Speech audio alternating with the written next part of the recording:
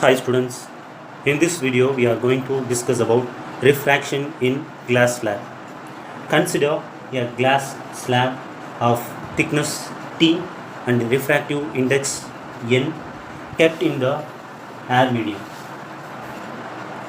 Imagine a light ray is going to incident on the glass slab. If there is no glass slab, the light ray moves in the straight line. That is a property of the light ray. Always light travels in the straight line. But so in the path of that light ray we have kept the glass slab. Now that light ray is incident at the glass slab at the point B. Now the light ray enters into the slab. It travels from rarer medium to denser medium. Here air is the rarer medium, glass slab is the denser medium. So at the point B there will be a refraction. Here already I have drawn the normal N1. Since refraction is taken place from rarer medium to denser medium, the refracted ray move towards the normal as shown in the figure. Here AB is a incident ray. From B I have drawn the refracted ray inside the glass slab. This refracted ray is deviated from its original path towards the normal. So what is the angle between the normal and the incident ray? Angle of incident I. At the same time, angle between the normal and the refracted ray is angle of refraction, here R. Can you find the angle between this extended line and the normal? That is also I, because this extended line also a incident ray. So from here to here, between two dotted lines, angle is I. Then what about this angle? The angle between the extension of that incident ray and the refracted ray. Directly you can't say. From this whole angle you have to subtract that angle of refraction, then you can get the remaining angle. So that's why in your book they are given I minus R. So that refracted ray travels from denser medium to rarer medium. The refracted ray travel in the glass slab. At this point it is going to travel in the air medium once again. So at the point C it is going to experience another one refraction. At the point C I have drawn another one normal N2. Can you write what is the angle between this normal and this refracted ray? It is R.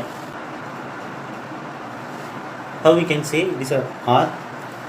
Here two normals are there, both are parallel to each other. Let me draw here N1, another one is N2. At point B,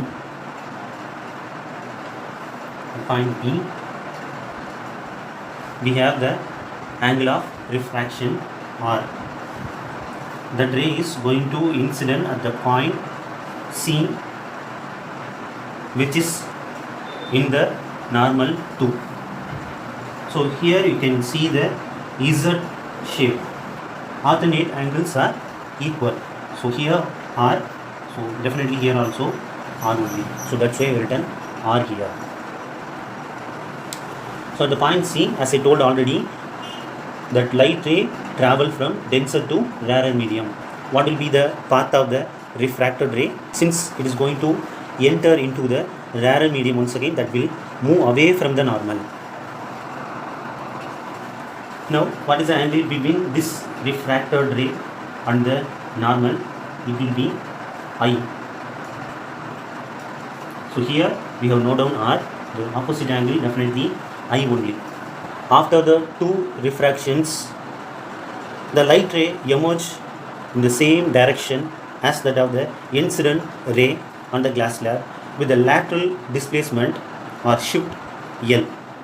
there is no change in the direction of ray, but the path of the incident ray and refracted ray are parallel to each other with the shift L. Try to understand. At the beginning, I will explain. If there is no slab, light ray can travel in the straight line. These dotted lines can be represented as undeviated ray, but due to the refractions in the glass slab, the light ray shifted from its original path. So here it is actually deviated ray. The distance between that undeviated ray and the deviated ray, that is only known as lateral shift. To find that lateral shift, I have drawn the line from that point C. So the line is perpendicular to the undeviated ray. Now we have to find that lateral shift, which is given by the letter capital L. Let us take the right angle triangle BCE. In this triangle, we are going to find the sine I minus R value. Sine angle is I minus R. So what is the formula? Opposite side by hypotenuse. So what is the opposite side to this angle? CE. Divided by opposite to that 90 degree BC. So what is the value of sine I minus R? CE is only known as lateral shift L divided by BC. We can't predict, you can write as it is. From that you can find the value of BC. So BC can be taken this side, sine I minus R can be taken to right side. Let us take this equation as a first equation.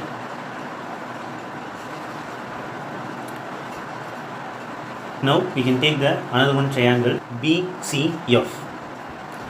In this triangle, we are going to find the cos R value. Cos R, that is equal to adjacent side by hypotenuse. For this triangle, what is the adjacent side? BF divided by, here only 90 degrees there, so opposite to that hypotenuse BC. Here what is BF? BF is the thickness of the given glass slab. So instead of BF we can write T. So like the previous equation, we can take the BC to the left side and cos R to right side. So it can be written like this. Let us take this as a second equation. Compare these two equations. Left hand side is equal, so right hand side also will be equal. Let us equate the right hand side of both the equations. I have compared the right hand side of the two equations. We have to find that lateral shift only.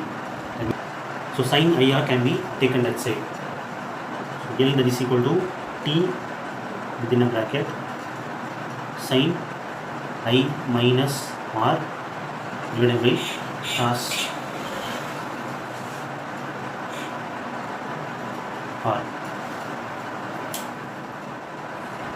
The lateral displacement depends upon thickness of the glass slab, the angle of incident I, the refractive index of the slab, which decides the angle of refraction. Or thicker the slab, larger will be the lateral displacement, because angle of refraction also will be more in the thicker glass slab. Greater the angle of incident, larger will be the lateral displacement. If the angle of incidence is more, lateral shift is also more. Higher the refractive index, larger will be the lateral displacement.